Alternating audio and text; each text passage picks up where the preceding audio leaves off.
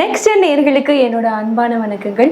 இன்னைக்கு என் கூட Guruji doctor Venus Balaji அவர்கள் தான் வந்திருக்காங்க. வணக்கம் சார். வணக்கம்மா. எப்படி சார் இருக்கீங்க? நல்லா இருக்கேன். நீண்ட நாளுக்கு அப்புறம் நல்லா இருக்கேன் சார். இன்னைக்கு நம்ம நேயர்களுக்காக என்ன டாபிக் எனக்கு எடுத்துட்டு வந்திருக்கீங்க சார், தெரிஞ்சுக்கலாமா? இன்னைக்கு பார்த்தீங்கன்னா குரு அதிசார பயிற்சி பலன்களை பற்றி இப்போ 12 ராசி என்பவர்களுக்கும் பார்க்கலாம். Okay sir. குரு அதிசாரம்னா என்னன்னு சொல்லிருங்க சார் ஃபர்ஸ்ட். குரு அதிசாரம் அப்படின்னு சொல்லும்போது என்ன கேட்டிங்கன்னா, சூரியனுடைய நீள்வட்ட பாதை அதிகமாக சில வருஷங்கள் குரு வேகமாக நகரக்கூடிய ஒரு அமைப்பு இருக்கும். அந்த வேகமாக நகரும்போது பார்த்தீங்கன்னா சில மாதங்கள் அவருடைய ராசியிலிருந்து அடுத்த ராசிக்கு செல்வதற்கான ஒரு சூழ்நிலை ஏற்படும். அதுதான் அதிச்சாரம்னு சொல்லுவோம். அதிச்சாரம்னா வேகமாக நகர்வது அப்படின்னு அர்த்தம். இப்போ பார்த்தீங்கன்னா கடக ராசியில் குரு இருக்கார். அது அதிசாரமாகி சிம்ம ராசிக்கு பயிற்சியாக போகிறாரு. இந்த பயிற்சி அக்டோபர் மாதம் 31ஆம் தேதி நடக்க போகுது.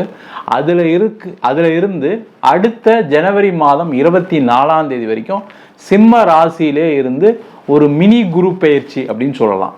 அந்த பயிற்சிக்கான பலன்கள் 12 ராசி என்பவர்களுக்கும் கண்டிப்பா நடக்க போகுது. கண்டிப்பா சார். ஒவ்வொரு நேயர்களுக்கும் எப்படி இருக்குன்னு நம்ம தெரிஞ்சுக்கலாம் சார். கண்டிப்பா சார். முயற்சி திருவினை ஆக்கும்னு சொல்லுவாங்க. ஸோ அந்த மாதிரி தன்னோட முயற்சியை மட்டுமே, நீ என்ன வேணா சொல்லு, என்னோட முயற்சி இருக்கு, நான் என்ன நம்புவேன் அப்படின்னு சொல்ற ராசி நேயர்கள்னா நம்ம மகர ராசி நேயர்கள். ஆல்ரெடி அவங்களுக்கு ஆகா ஓஹோன்னு சொல்லிட்டாங்க. ஸோ இவங்களுக்கு இந்த குரு அதிசாரம் எப்படி சார் இருக்கு? இந்த குருவின் அதிசாரம் பார்த்தீங்கன்னா 8ஆம் இடம் சொல்லக்கூடிய திடீர் அதிர்ஷ்டம், திடீர் யோகத்தை கொடுக்கக்கூடிய ஒரு இடத்துக்கு பயிற்சியாகிறாரு. அதனால மகர ராசி என்பவர்களுக்கு நீங்க சொன்ன மாதிரி அதிகமான கடுமையான உழைப்பாளிகள், அதற்கான அங்கீகாரம் கிடைக்கல, அதற்கான லாபம் கிடைக்கல, நிறைய விஷயத்தை இழந்துட்டு இருக்காங்க. அந்த மாதிரி இருக்கக்கூடியவர்களுக்கு திடீர் அதிர்ஷ்டங்கள் மூலம், திடீர் அதிர்ஷ்டம்னா நம்ம மக்கள் என்ன சொல்லுவாங்க, எனக்கு லாட்ரி அடிக்குமா, எனக்கு புதையல் அடிக்குமான்னு கேட்பாங்க. அந்த மாதிரி இல்லாமல் இவங்க உழைப்புக்கு மேலே ஒரு ஊதியம் கிடைப்பதற்கான வாய்ப்புகள் உண்டு. அதிக லாபத்தை சம்பாதிக்கக்கூடிய ஒரு நேரமாக இந்த குருவின் அதிசாரம் அமையப்போகுது. கண்டிப்பாக சார். நான் நிறைய சம்பாதிச்சுட்டு இருக்கேன், ஆனால் எவ்வளோ சம்பாதிச்சாலும் என்னோட கையில் சேவிங்ஸாக நிற்க மாட்டேங்குது, ஒரு செலவுகள் வந்துக்கிட்டே இருக்குன்னு சொன்னால் இவங்க என்ன சார் பண்ணணும்? இந்த மகர ராசி என்பது இந்த காலகட்டத்தில் பணம் நிறைய வரும். அதை என்ன பண்ணணும்னா ஒரு ஆர்டிஓ, எஃப்டிஓ, எஸ்ஐபிஓ ஒரு ரெகுலராக ஒரு கமிட்மெண்ட்டுக்குள்ளே வரணும். நிறைய மகர ராசி என்பது உழைப்பாங்க, உழைச்சிட்டு என்ன பண்ணுவாங்க, சேமிக்க மாட்டாங்க. அது சேமிக்காதனால தான் இப்போ கஷ்டப்பட்டுட்டு இருக்காங்க. நிறைய போய் கேட்டிங்கன்னா தெரியும், நான் நிறைய சம்பாரிச்சேங்க, இப்போது என்கிட்ட ஒன்றும் இல்லை. காரணம் என்னென்னா அந்த சேமிப்புன்றதே கிடையாது. எல்லாருக்கிட்டையும் சகஜமாக பழக வேண்டியது, அந்தந்த வரக்கூடிய காசை அப்பப்போ செலவு பண்ணிட்டு தான் இவங்களுடைய பழக்கமாக இருக்கும்.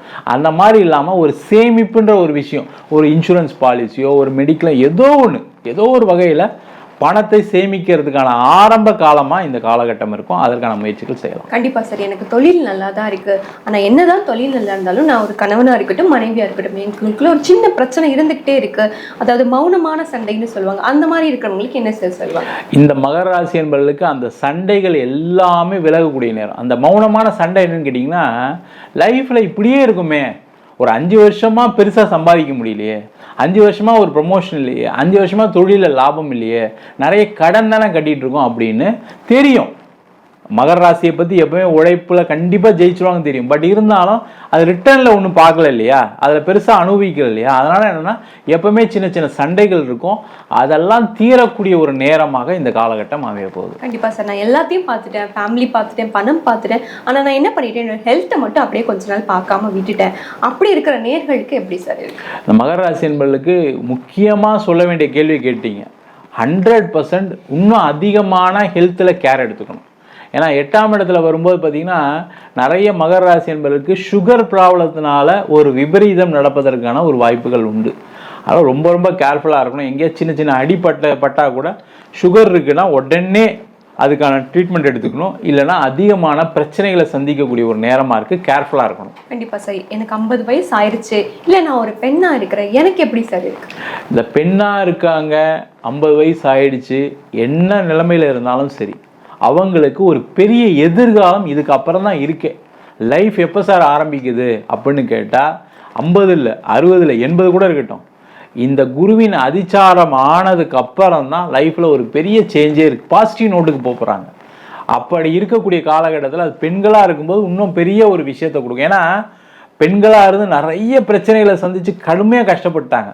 அப்போ இந்த காலகட்டத்தை ஜெயிக்கும் போது என்ன, ஊரே திரும்பி பார்க்கக்கூடிய ஒரு பெரிய வளர்ச்சிக்கு வரக்கூடிய ஒரு நேரமா இருக்கு. ஓகே சார், எனக்கு எல்லாமே கிடைச்சிருச்சு. ஆனா என்னன்னா என்னோட ஃபேமிலியோட ஆதரவு கிடைக்கல, அம்மா அப்பா தள்ளி இருக்காங்க, இல்ல சகோதரர்களோட துணை இல்லை, அவங்களுக்கு இந்த டைம் சேஞ்ச் ஆகுமா? மகர ராசி என்பவர்களுக்கு இந்த குருவின் அதிச்சாரம் ஆனதுனால என்ன ஆகும்னா, இந்த ஆதரவுகள் பிரச்சனைகள்லாம் எதனால வந்திருக்குன்னா, லைஃப்ல இவங்க தாழ்ந்துக்கிட்டே போறாங்க. பொருளாதாரத்தில் நிறைய கடன் பிரச்சனைகள், அந்த கடன் பிரச்சனைனால என்ன ஆயிடுச்சு, நிறைய அவமானங்களை சந்திக்கக்கூடிய ஒரு காலகட்டம் கடந்த காலகட்டம்.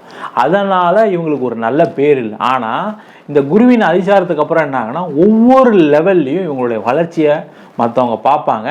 அதை பார்க்கும்போது இவங்க என்ன நினைப்பாங்கன்னா, பரவாயில்ல, உண்மையிலே இவங்க கஷ்டப்பட்டது நேரத்தினால தான் கஷ்டப்பட்டுருக்காங்க, இவங்க பர்சனலாக எந்த பிரச்சனையும் இல்லைன்னு சொல்லி இவங்க ஒரு பேர் புகழை குடும்பத்தில் பெறக்கூடிய ஒரு நேரமாக இருக்கும்.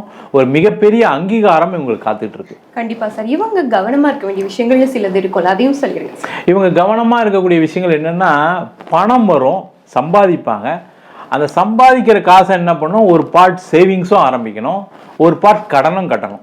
இது ரெண்டும் இல்லாமல் இருந்தாங்கன்னா திருப்பி ஒரு பிரச்சனையில போய் மாட்டுவாங்க. அதை மட்டும் கேர்ஃபுல்லாக பார்த்துக்கிறது ரொம்ப நல்லது. கண்டிப்பாக சார். நீங்களும் எதையும் ஜெயிச்சு காட்டுற மகரமாக இருந்தால் கண்டிப்பாக லைக் பண்ணுங்கள், கமெண்ட் பண்ணுங்கள். அப்போ தான் நானும் தெரிஞ்சுக்க முடியும். ரொம்ப அருமையாக பேசுனீங்க சார். நன்றி சார். நன்றி, வணக்கம்.